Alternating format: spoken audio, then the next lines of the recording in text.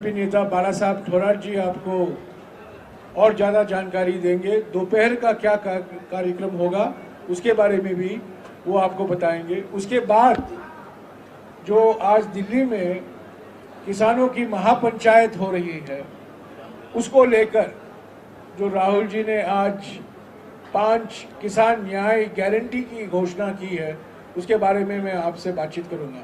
पहले पटोले जी आज सुबह के कार्यक्रम के बारे में और दोपहर के कार्यक्रम के बारे में आपको बताएं।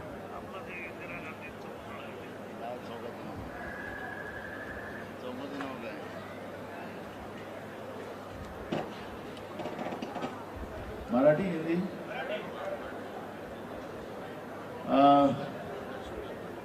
जैसे जसं जयराम रमेशजीने सांगितले की आजचा जी न्याययात्रेचा 61वा दिवस आहे। मणिपूर ते मुंबई हा जो प्रवास आहे आता या प्रवासाचा काउंटडाऊन सुरू झालेला आहे। जसं मोदी सरकारचा काउंटडाऊन सुरू झाला तसं या न्याययात्रेच्या दृष्टिकोनाचा जो प्रयत्न राहुल गांधीजींनी या देशामध्ये सुरू केलेला होता त्याला एक मोठी उडाण जनतेच्या आशीर्वादाने प्राप्त झालेली आहे। आपण पाहताय की महाराष्ट्रामध्ये यात्रा आल्यानंतर राहुलजींच्या स्वागतासाठी ज्या पद्धतीने सगळीकडे लोक भर उन्हामध्ये त्यांच्या स्वागताला उभे असतात। आज सकाळी चांदवड या ठिकाणी शेतकऱ्यांचा मेळावा झाला आणि राहुलजींनी ज्या शेतकऱ्यांसाठी 5 गॅरंटी ज्या जाहीर केलेल्या आहेत त्या गॅरंटीच्या आधारावर शेतकरी राहुल गांधींजीवर आता विश्वास देशातले करतात आहेत असं चित्र आपण पाहतोय। आज आता आपण ओझरमध्ये आहोत। इथून आपण नाशिकच्या इथं जाऊ। दुपारी एक सभा शालिमार चौक आहे त्या शालिमार चौकामध्ये दुपारी 2:30 वाजता त्या ठिकाणी सभा आहे। तिथं इंदिराजींचा प्रतिमा आहे त्याला शालिमार चौक म्हणतात। तिथं ती सभा आहे आणि ती सभा झाल्यानंतर आम्ही त्र्यंबकेश्वरला जाणार। त्या ठिकाणी राहुलजी त्या ठिकाणी पूजा करणार आहे आणि मग संध्याकाळी जे थांबण्याचं जे स्थळ आहे मोखाडा तिथं आम्ही जाऊ रस्त्यात स्वागत घेता। तर जसं रमेशजींनी सांगितलं की रामलीला मैदान या ठिकाणी देशातल्या शेतकऱ्यांचा जो उद्रेक आहे तो सातत्याने केंद्राच्या नरेंद्र मोदीच्या सरकारच्या विरोधात जो सुरू आहे त्याचं आज शेतकरी रामलीला मैदानावर सकाळपासून त्या ठिकाणी एकत्रित आले। मोठ्या प्रमाणात लोकांमध्ये शेतकऱ्यांमध्ये केंद्राच्या नरेंद्र मोदीच्या सरकारच्या विरोधातला रोष आपल्याला पाहायला मिळते। हे शेतकरी विरोधी जे धोरण भाजपने या देशामध्ये आणलं आणि शेतकऱ्याला उद्ध्वस्त करण्याचं काम जे केलं आणि शेतकऱ्यांसाठी काहीच नाही पण मोठभर उद्योगपत्यांसाठी गेल्या 10 वर्षापासून नरेंद्र मोदींचं सरकार चाललेलं आहे हे आता स्पष्ट झालेलं आहे। आणि त्या दृष्टिकोनातून राहुलजींनी आज चांदवडमध्ये 5 गॅरंटी या देशाच्या शेतकऱ्यांना दिलेल्या आहेत आणि त्याच्यामुळे शेतकऱ्यांचा विश्वास राहुलजींच्या नेतृत्वावर राहुलजीमध्ये एक विशेषता आपण पाहिली की राहुलजींची गॅरंटी ही वॉरंटी असते। काल पण त्यांनी मालेगावमध्ये सांगितलं की गॅरंटीला माझी वॉरंटी आहे आणि मोदींच्या गॅरंटीला जो आमची चोरलेली गॅरंटी शब्द कर्नाटकातला त्याला फक्त जुमलेबाजी आहे। राहुलजींची वॉरंटी आहे आणि त्यांचा राहुलजींवर विश्वास तरुणांचा महिलांचा शेतकऱ्यांचा आपल्याला मोठ्या प्रमाणात पाहायला मिळते आहे। आणि त्यामुळे एक निश्चित असं झालं की केंद्रातलं सरकार जे आहे त्याला आता पायउतार व्हायची वेळ आलेली आहे आणि राहुलजींच्या नेतृत्वावर इंडिया आघाडीचं सरकार देशामध्ये आल्याशिवाय राहणार नाही अशी परिस्थिती या न्याययात्रेच्या माध्यमातून लोकांच्या कडे पाहिल्यानंतर आपल्याला स्पष्ट होते। काही महाराष्ट्रातले काही प्रश्न विचारायचे आहेत? महाराष्ट्रातले काही प्रश्न? नो, हो गया. बाळासाहेब थोरात. माननीय राहुलजी गांधी यांची न्याय यात्रा मणिपूरपासून सुरू झाल्यानंतर महाराष्ट्रात आलेली आहे आणि अत्यंत उत्साहामध्ये स्वागत त्यांचं नंदुरबार येथे झालं. एक अभूतपूर्व असा संख्येनं आदिवासी बांधव उपस्थित होते. त्यानंतर आज आपण पाहिलं की चांदवडची सभा सुद्धा खूप मोठी सभा झाली. महिलांचा मेळावा धुळे ते अत्यंत सुंदर पद्धतीने झाला आणि आता आपल्या नाशिकमध्ये प्रवेश ते करणार आहेत आणि नाशिकमध्ये चौकामध्ये संबोधित सुद्धा करणार आहेत. त्यांचं त्र्यंबकेश्वरचं दर्शन घेणार आहे आणि मोखाड्यामध्ये त्यांचा मुक्काम आहे.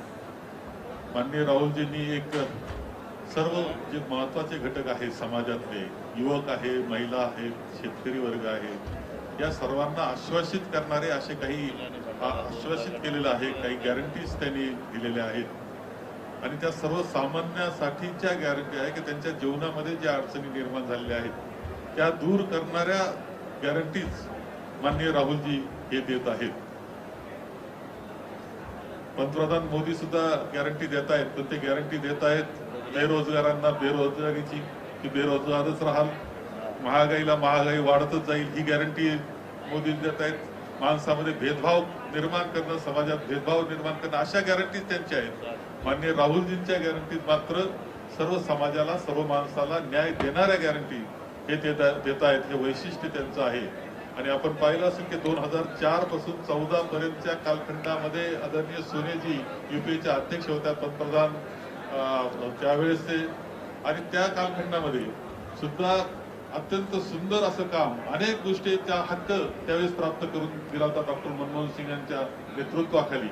त्याची खरं म्हणजे आठवण करणं सुद्धा अत्यंत आवश्यक आहे की काँग्रेसचं सरकार असतं म्हणजे काय हे वेगळं सांगण्याची आवश्यकता नाही. 2004 ते 14चा कालखंड हा त्याचं अत्यंत चांगलं उदाहरण हे आहे.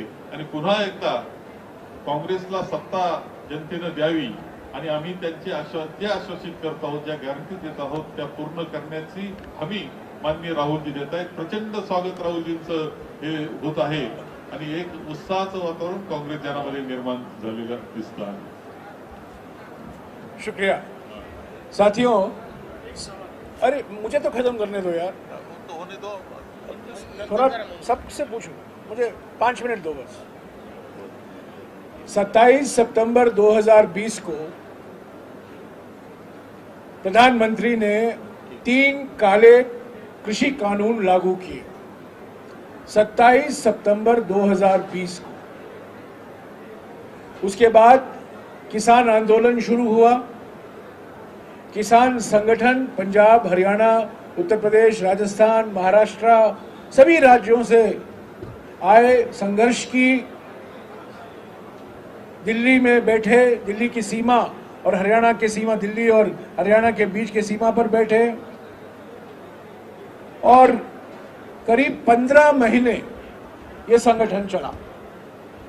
700 किसान शहीद हुए. आज लोग भूल जाते हैं, हमारा देश भूल गया है कि इन 15 महीने में 700 किसान की मृत्यु हुई, शहीद हुए और अंत में 19 नवंबर 2021 को, ये डेट बड़ा महत्वपूर्ण है साथियों, 19 नवंबर 2021 को प्रधानमंत्री ने ये काले कानून वापस लिए. 19 नवंबर एक जन्मदिन है. कौन से नेता का? 19 नवंबर जन्मदिन है उस नेता का जिन्होंने हरित क्रांति की नेतृत्व की, श्रीमती इंदिरा गांधी. उस दिन शायद प्रधानमंत्री भूल गए होंगे. ये घोषणा 20 तारीख को करते या 18 को करते, पर 19 को उनको करना पड़ा मजबूरी से, और इंदिरा जी के जन्मदिन पर ही उन्होंने किया. ये काले कानून उन्होंने वापस लिए. उन्होंने कुछ वादे किए, 3 साल से लटका के रखे हैं किसानों को और किसान संगठनों को। वो वादे पूरे नहीं हो पाए। ड्रोन से आंसू गैस छोड़े गए किसानों पर। हरियाणा सरकार ने धमकी दी कि राष्ट्रीय सुरक्षा कानून लागू होगा किसानों के खिलाफ। कुछ किसान मारे गए पिछले 1.5 महीने में, कुछ किसानों की मृत्यु हुई पुलिस फायरिंग में, हरियाणा पुलिस के द्वारा। वो चाहते थे कि दिल्ली में वो रामलीला मैदान में एक प्रदर्शन करें, उनको अनुमति नहीं दी गई। अंत में प्रधानमंत्री को झुकना पड़ा। प्रधानमंत्री झुके। प्रधानमंत्री जो बार बार कहते हैं मैं दूसरी मिट्टी से बनाया गया व्यक्ति हूं, वो झुके और आज करीब 35,000 किसान रामलीला में एक बैठक उन्होंने करवाया है। अभी वो बैठक चल रही है। जब रामलीला में किसान सम्मेलन हो रहा है, साथ ही साथ उसी दिन नासिक जिले में चांदवाड़ में किसान सम्मेलन हुआ। ये बड़ा महत्व सम्मेलन है क्योंकि आज शरद पवार जी, संजय राउत जी, जयंत पाटिल जी सब मौजूद थे। हमारे कांग्रेस के नेता तो मौजूद ही थे। और आज राहुल गांधी जी ने कांग्रेस पार्टी की ओर से किसान न्याय को लेकर 5 गारंटियां उन्होंने दोहराया। ये पिछले 2 महीने में कहकर आ रहे हैं मणिपुर से, पर पहली बार चांदवाड़ में उन्होंने किसान न्याय को लेकर जो 5 गारंटियां हैं कांग्रेस पार्टी की, उन्होंने फिर से स्पष्ट तरीके से दोहराया। पहला गारंटी एमएसपी को कानूनी दर्जा देना, एमएसपी के लिए विशेष कानून।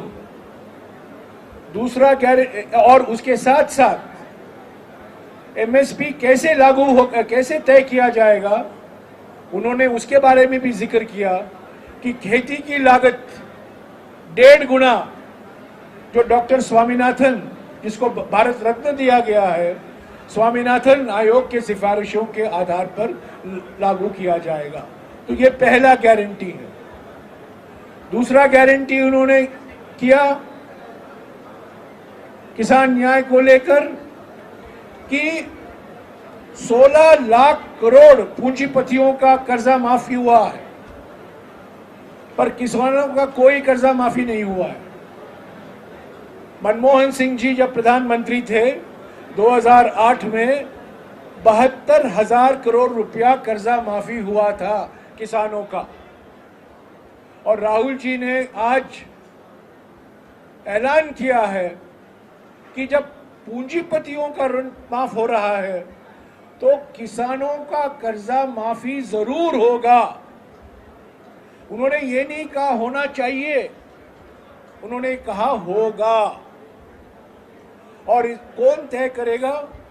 ये एक कर्जा माफी आयोग का गठन होगा और वो आयोग तय करेगा किसानों का कितना कर्जा माफ होगा और हर राज्य में कितने किसान, कितना कर्ज माफ किया जाएगा। तो ये दूसरा गारंटी है किसान न्याय को लेकर। तीसरा गारंटी जो उन्होंने दिया है कि, और खास तौर से ये नासिक के लिए बहुत महत्वपूर्ण है क्योंकि लासलगांव हमारे एशिया का सबसे बड़ा प्याज का मंडी है। उन्होंने कहा है कि सरकार की आयात और निर्यात की नीति किसानों के हित को ध्यान में रखते ही किया जाएगा, किसानों से बातचीत के बाद ही किया जाएगा। एक दिन एक्सपोर्ट, दूसरा दिन एक्सपोर्ट नहीं, तीसरा दिन आधा एक्सपोर्ट, ये नहीं होगा। उन्होंने कहा है आयात और निर्यात की नीति कृषि के लिए किसानों के साथ ही बातचीत के बाद ही तय किया जाएगा।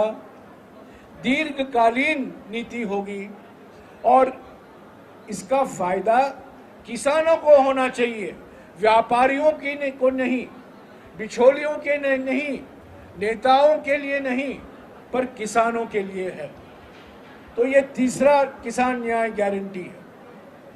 चौथा किसान न्याय गारंटी जो राहुल जी ने आज घोषणा की है, प्रधानमंत्री फसल बीमा योजना, जो हमारे प्रधानमंत्री ने घोषित किया था कुछ साल पहले, वो सिर्फ पूंजीपति निजी कंपनियों के लिए फायदेमंद है। किसानों को उनसे कुछ फायदा नहीं मिलता। और किसानों की ये मांग रही है कि इस योजना के तहत जो हमें मुआवजा मिलना चाहिए, जहां अधिक बारिश होता है या जब बारिश नहीं आती है तभी तो बीमा की जरूरत पड़ती है, और अभी क्लाइमेट चेंज हो रहा है तो और भी महत्व रखता है। तो राहुल जी ने कहा है कि नया फसल बीमा योजना लागू होगा, जो निजी कंपनियों के लिए नहीं पर किसानों के लिए, किसानों के हित के लिए लागू किया जाएगा। और पांचवा और आखिरी गारंटी किसान न्याय के संदर्भ में राहुल जी ने कहा है किसान को जीएसटी मुक्त होना जरूरी है। जो चीज किसान खरीदते हैं खेती के लिए उन पर जीएसटी लागू होता है। तो जीएसटी कानून में संशोधन किया जाएगा ताकि कृषि संबंधित जो आइटम है, जो कृषि में जाता है, जो खेती में उपयोग होता है, उस पर जीएसटी लागू नहीं होगा ताकि उनके दाम किसानों के लिए घटे। तो ये 5 किसान न्याय गारंटी आज राहुल जी ने दिया है। वहां दिल्ली में किसानों की महापंचायत हो रही है। मोदी सरकार की एक ही नीति रही है, चंदादाताओं को सम्मान, अन्नदाता का अपमान। यही उनकी रणनीति है, उनकी नीयत है, उनकी नीति है। चंदादाताओं को सम्मान, अन्नदाताओं का अपमान। राहुल जी ने कहा है जैसे सेना हमारे सीमा को सुरक्षित रखती है, ऐसे ही किसान हमारे देश के रीढ़ की हड्डी है। और बार बार उन्होंने कहा है कि किसान विरोधी नरेंद्र मोदी सरकार की नीतियों को हम बदलेंगे और किसान को केंद्र स्थान पर रखेंगे। मैं एक बात कह के अपनी बात समाप्त करूंगा। प्रधानमंत्री कुछ साल पहले बड़े धूमधाम तरीके से टॉप की बात करते थे। आपको याद है ये टॉप क्या होता है? प्रधानमंत्री टॉप कहते थे। झूठ बोलने में वो टॉप हैं, पर ये टॉप क्या है? टोमेटो, ऑनियन, पोटैटो, ये बार बार कहा करते थे महाराष्ट्र में आकर, टॉप। वो टॉप का क्या हुआ? टमाटर के दाम देखिए, अनियन प्याज के जो खेती करते हैं उनकी हालत देखिए, जो आलू बोते हैं उनकी हालत देखिए। तो प्रधानमंत्री के गारंटियां जो हैं, खोखले गारंटियां, ये चुनावी जुमले हैं। चुनाव के लिए वो कुछ भी बोल सकते हैं। और खास तौर से किसानों के लिए उन्होंने भूमि अधिग्रहण कानून जो मनमोहन सिंह जी की सरकार के समय 2013 में बनाया गया था उसको बदला। और यह सवाल नितिन गडकरी को पूछना चाहिए। जो हाईवे प्रोजेक्ट बन रहे हैं, जो अलग अलग एक्सप्रेसवे बन रहे हैं, जो जमीन का अधिग्रहण होता है, क्या किसानों को सही मुआवजा मिल रहा है कि नहीं? 4 गुना मिलना चाहिए, कहीं भी सही मुआवजा नहीं मिल रहा है। जहां आदिवासी इलाके का ग्रहण हो रहा है जमीन, क्या ग्राम सभा की अनुमति के बाद अधिग्रहण हो रहा है? बिल्कुल नहीं। तो ये सारे के सारे नीतियां मोदी सरकार की पूंजीपतियों के लिए है, किसानों के लिए नहीं, आदिवासियों के लिए नहीं, खेत मजदूरों के लिए नहीं। तो साथियों, यही मैं समझता हूं आज का महत्व है। दोपहर को राहुल जी त्रयंबकेश्वर मंदिर जाएंगे। जैसा कि आप लोग सब जानते हैं, हमारे देश में 12 ज्योतिर्लिंग मंदिर हैं। उनमें से 4 भारत जोड़ो न्याय यात्रा के दौरान राहुल जी पूजा करने के लिए 3 में अभी तक गए हैं।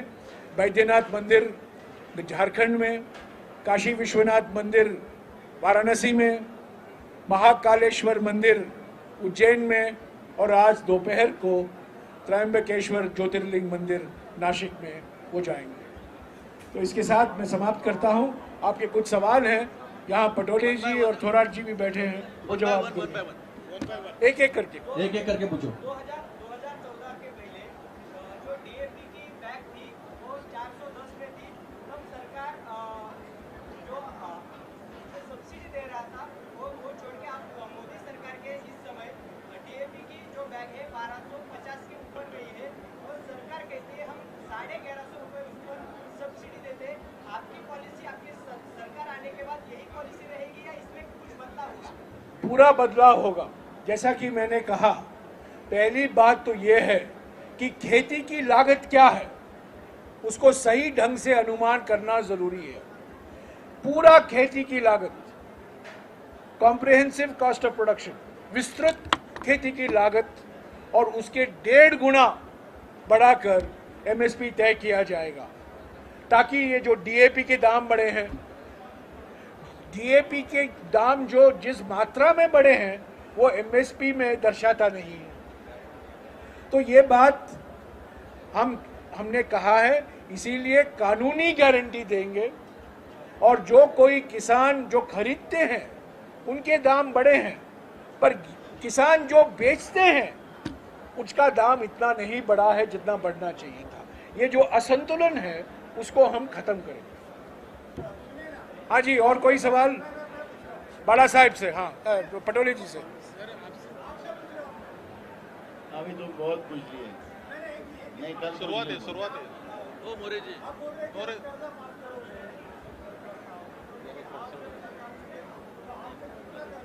72,000 करोड़ का 72,000 करोड़ किया ना। 2008 में 72,000 करोड़ कर्जा माफ हुआ। महाराष्ट्र में कितना? 19,000। महाराष्ट्र में 19,000 करोड़। सुनो, मैं आपको आंकड़ा देता हूँ, हाँ बोलिए। गौर से सुनो। मराठी हिंदी?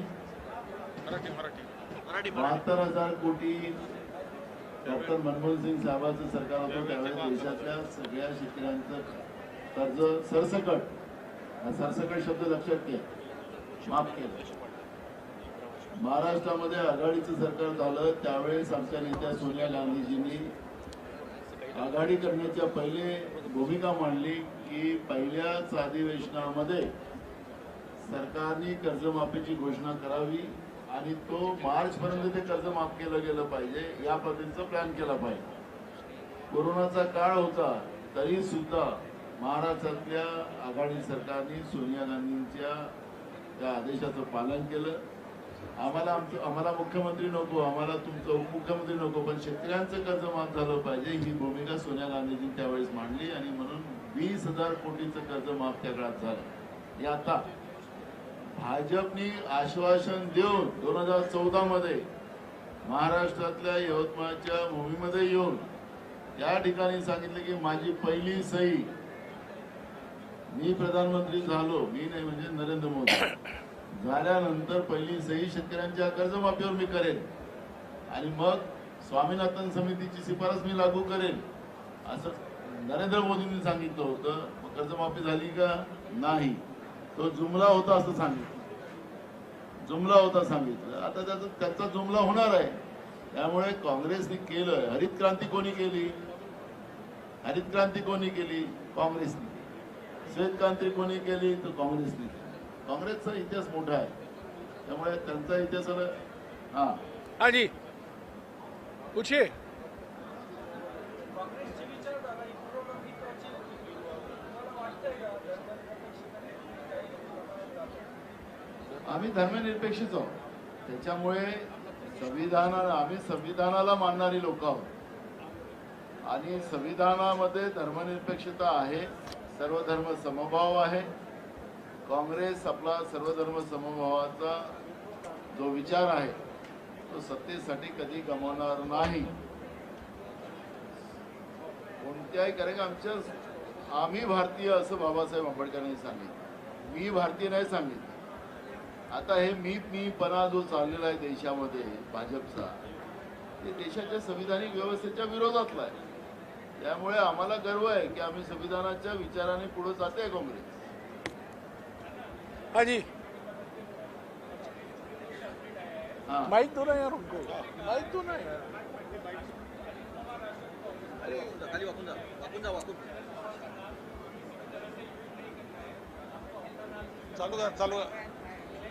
चालू कर मुस्तफा.